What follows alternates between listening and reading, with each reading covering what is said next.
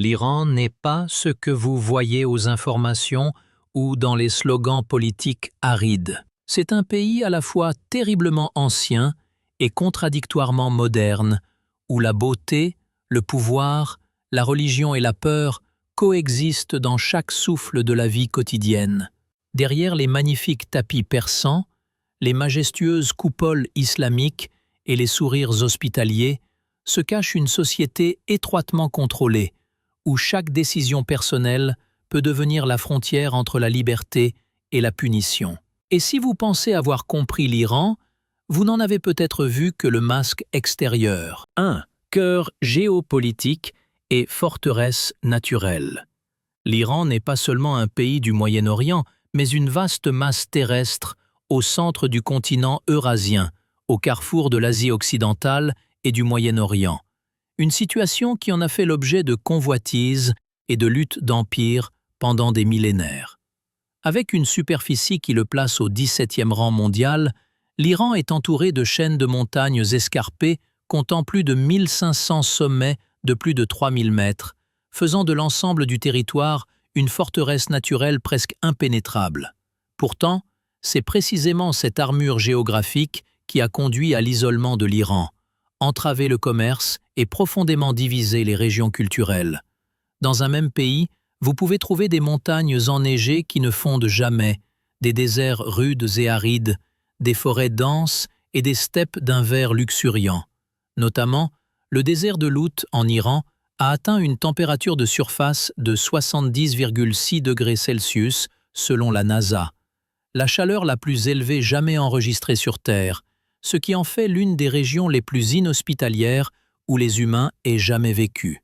Avec près de 90 millions d'habitants, l'Iran n'est pas seulement une forteresse naturelle, mais aussi une bombe à retardement géopolitique qui couve en permanence entre les grandes lignes de fracture du monde.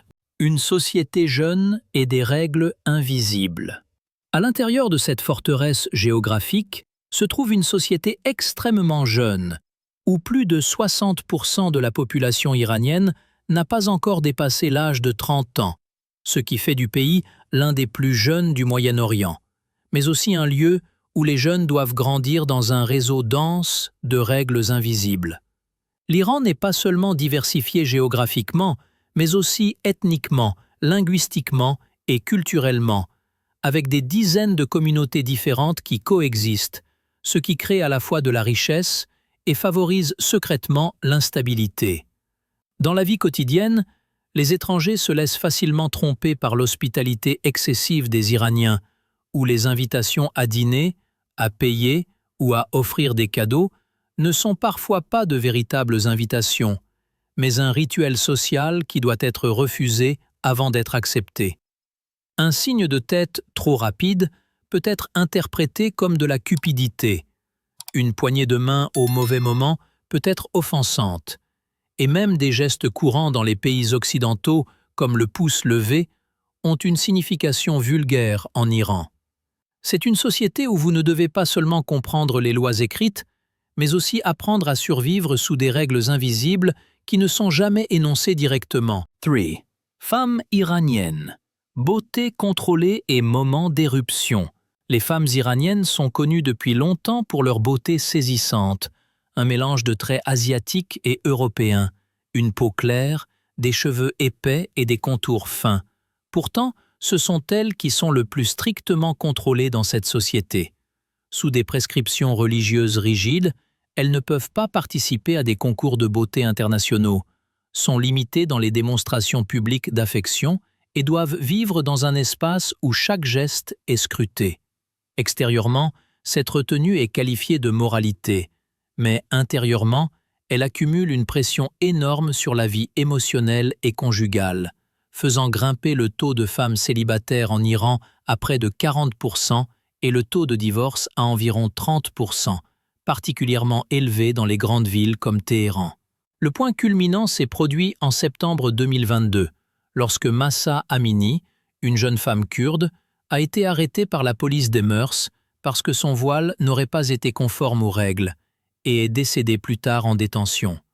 Cette mort n'a pas seulement mis fin à une vie, elle a aussi déchiré un silence de plusieurs décennies et déclenché une vague de protestations sans précédent dans tout l'Iran, au cours desquelles des femmes ont retiré leur voile, sont descendues dans la rue et ont fait de leur corps un manifeste de résistance, forçant le monde entier à reconnaître le véritable prix du contrôle au nom de l'ordre. 4. Hijab, quand le vêtement devient un instrument de punition. En Iran, le hijab n'est plus seulement un symbole religieux, il est devenu un instrument de pouvoir, où le vêtement devient la frontière entre la liberté et la punition. Depuis la révolution islamique de 1979, toutes les femmes, sans distinction de nationalité ou de croyance, sont tenues de se couvrir les cheveux et de porter des vêtements amples en public. Et ces règles n'existent pas de manière inoffensive sur le papier, mais sont directement appliquées par la police des mœurs qui patrouille dans les rues. Un simple voile légèrement de travers, un haut jugé trop moulant ou trop court, peut être un motif d'interpellation, d'avertissement, d'amende ou même d'arrestation. L'espace public se transforme ainsi en une zone de surveillance constante, où le corps féminin est politisé jusque dans les moindres détails, créant un sentiment de peur constant dans la vie quotidienne. Après la mort de Mahsa Amini, le hijab n'est plus seulement un morceau de tissu couvrant la tête, mais un symbole profondément clivant, un petit objet mais qui a suffisamment de poids pour ébranler toute la société iranienne. 5. L'Empire glorieux et l'obsession de la Renaissance. L'Iran d'aujourd'hui est bâti sur le souvenir d'un empire qui dominait autrefois presque tout le monde antique, lorsque la Perse, sous Cyrus le Grand, a étendu son territoire de l'Indus à la Méditerranée, devenant le plus grand empire que l'humanité ait connu à cette époque. Non seulement par les conquêtes militaires, mais aussi par l'imposition de l'ordre via des lois, des systèmes administratifs et des milliers de kilomètres de routes royales, les Perses ont jeté les bases d'un modèle administratif que de nombreux États modernes ont adopté par la suite. Pourtant, après des siècles de splendeur, a suivi une série d'effondrements, d'invasions et de changements de dynastie, culminant avec la révolution islamique de 1979, lorsque l'Iran a ouvert un tout nouveau chapitre, mettant fin au passé monarchique pour instaurer un État théocratique. Bien que le régime ait changé, l'obsession de la domination mondiale n'a jamais disparu. Elle est profondément enracinée dans l'identité nationale, nourrit le désir de restaurer le statut de grande puissance et explique pourquoi l'Iran est toujours au cœur des confrontations de pouvoir les plus tendues du présent. 6. Mariage de 3 mois. Une issue légale ou un piège social?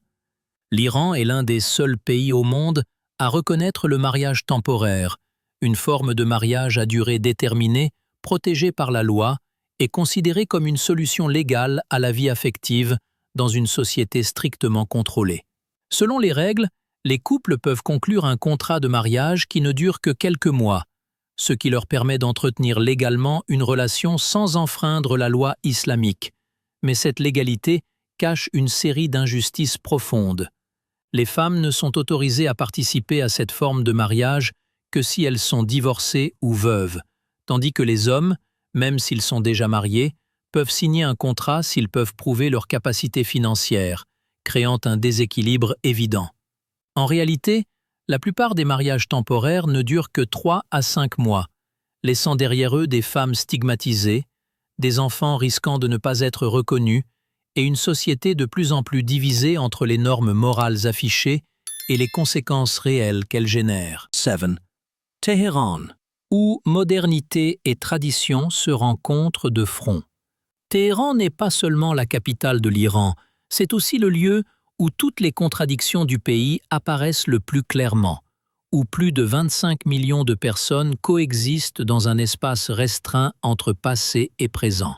La ville fut autrefois choisie comme centre du pouvoir en raison de sa position défensive favorable au pied des monts Alborz, et aujourd'hui encore, ces montagnes enneigées toute l'année surplombent les zones densément peuplées comme un rappel de l'histoire.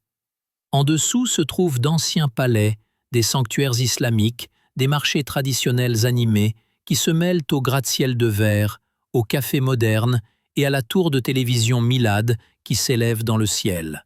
Téhéran vit dans un état de contraste permanent, où la jeunesse tente de toucher le monde moderne, tandis que les règles religieuses et politiques l'attirent sans cesse en arrière, faisant de la capitale une ville à la fois fascinante et étouffante, où le rythme de vie ne peut jamais vraiment respirer librement. La grande puissance énergétique entravée.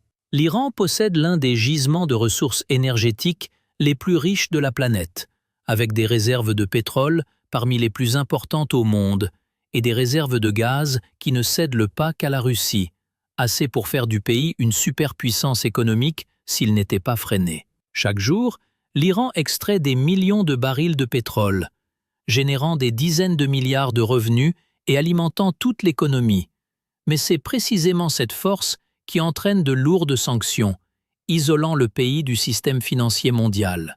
Parallèlement au pétrole et au gaz, se déroule le programme nucléaire controversé, où l'Iran a enrichi de l'uranium à un niveau qui inquiète le monde, plaçant le pays au centre des tensions avec les États-Unis, Israël et les alliés occidentaux. L'énergie, au lieu d'être simplement un moyen de subsistance, est devenue une épée à double tranchant, nourrissant à la fois les ambitions de puissance et maintenant l'Iran dans un tourbillon de confrontations sans issue. 9. La tribu Qashqai. Souvenir nomade englouti par la modernité.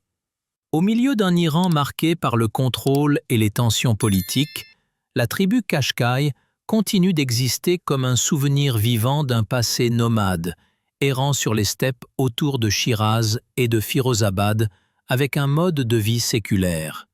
Ils parlent le vieux turc, vivent de l'élevage et respectent des règles de mariage qui surprennent les étrangers. Les hommes ne peuvent épouser une seconde femme que si la première est d'accord, et dans de nombreux cas, c'est même la première femme qui choisit la nouvelle épouse pour son mari. Vivre seul est considéré comme un tabou, car pour les Qashqai, la communauté est une condition de survie et non un choix personnel. Pourtant, le changement climatique, les difficultés économiques et l'attrait de la vie urbaine poussent la jeune génération à quitter les steppes pour s'installer dans des villes étrangères afin d'y trouver du travail et une éducation. Cet exode ne vide pas seulement les pâturages, mais place toute la tribu dans un conflit douloureux entre la survie dans le monde moderne et le risque de perdre irrémédiablement l'identité qu'ils ont nourrie pendant des siècles.